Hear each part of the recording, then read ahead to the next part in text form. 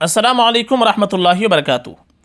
محترم ناظرین کرام، بنگلہ دیش کے عالم دین عبداللہ منصور القاسمی کا بیان ہے کہ جو سعد صاحب سے بیعت نہ کرے اسے قتل کرنا جائز ہے۔ بیان عربی میں ہے، ایک عالم بیان کر رہے ہیں جسے دین کی سمجھ بوجھ ہے، عقائد اعمال سب کچھ جانتا ہے۔ یہ عالم کا حال ہے تو ایک جاہل کا حال کیا ہوگا؟ جو سعد صاحب سے بیعت نہ کرے اس کا قتل کرنا جائز ہے۔ کتنا خطرناک جملہ ہے! سعد صاحب سے بیعت نہ کرنے والا گویا کافر ہے، وہ مسلمان نہیں ہے۔ اس طرح تو جمہوری اسلامی حکومت تو کیا، خلافت اسلامیہ ہو تو غیر مسلموں کو بھی قتل نہیں کر سکتی۔ اسلام میں قتال کے بھی اصول اور قوانین ہیں۔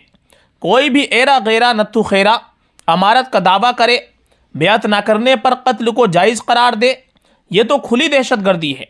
بنگلہ دیش کے عالم یہ بات کہہ رہے ہیں تو سعدانیوں کے عقیدے اور فقہ میں یہ مسئلہ شامل ہوگا کہ سعد صاحب سے بیعت نہ کرے تو اس کا قتل کرنا جائز ہے۔ یہ کلپ ہے، پہلے آپ کلپ سماعت فرمائیں، چونکہ بہت سے جو عالم ہیں وہ پروف مانگتے ہیں کہ اس بات کا کیا ثبوت ہے، آپ جو کہہ رہے ہیں کہ یہ بات صحیح ہے، تو آپ یہ پہلے کلپ، یہ ویڈیو آپ دیکھیے۔ اس کے اندر عالم صاحب عربی کے اندر بیان کر رہے ہیں، علماء اس کو سمجھیں گے۔ پہلے آپ کلپ سماعت فرمائیں۔ هذا اليوم مبارك في بيت هالرجل المبارك ابو سعيد وبحضور هالحبيب الطيب الله لا يخلينا منه. زارنا المولوي عبد الله منصور ونحن جئنا منكرين عن هذا الكتاب، وهو جاء ليبين، لم نجده في الفندق، وجدنا شيئا فيه، وهو قرأنا كتاب نسب إليه بعنوان الإمارة هي السنة، ذكر فيه أن من الذي ما يبايع شيخ سعد هو مهدر الدم يقتل بدون حكم حاكم شرعي.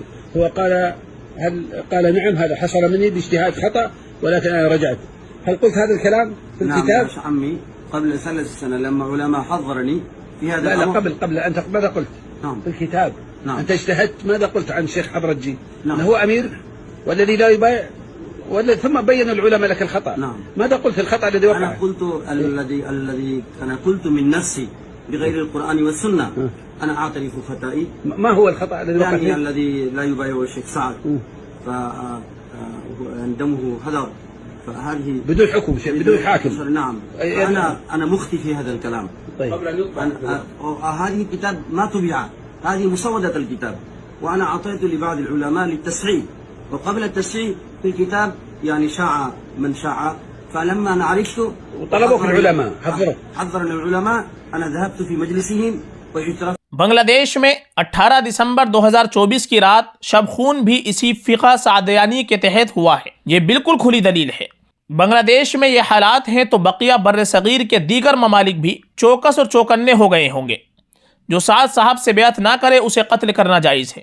اس کا ایک مطلب یہ بھی ہو سکتا ہے کہ سعد ہی مہدی ہے۔ 3 سال پہلے بھی اس قسم کی بات کہی گئی تھی۔ ان سے بیعت کرنا واجب ہے، جو بیعت نہ کرے اس کا قتل جائز ہے۔ گویا مہدیت کے دروازے پر آ کے کھڑے ہو گئے ہیں۔ ورنہ بنگلہ دیش کے عالم کی کیا مجال کہ اپنے بیان میں مسئلہ بیان کرے اور کتاب بھی چھپوا کر نیٹ پر وائرل کر دے۔ گویا امت کے رد عمل کو دیکھنے کے لیے بنگلہ دیش کے عالم کا استعمال کیا گیا ہے۔ یہ سب دجالی ترکیبیں ہیں۔ علماء ہند اور پاک، بنگلہ دیش اور بر صغیر کی ذمہ داری ہے حالات کے ان شواہد کے بعد اس فتنے کے آغاز ہی پر قلع قمع نیست و نابود کر دے۔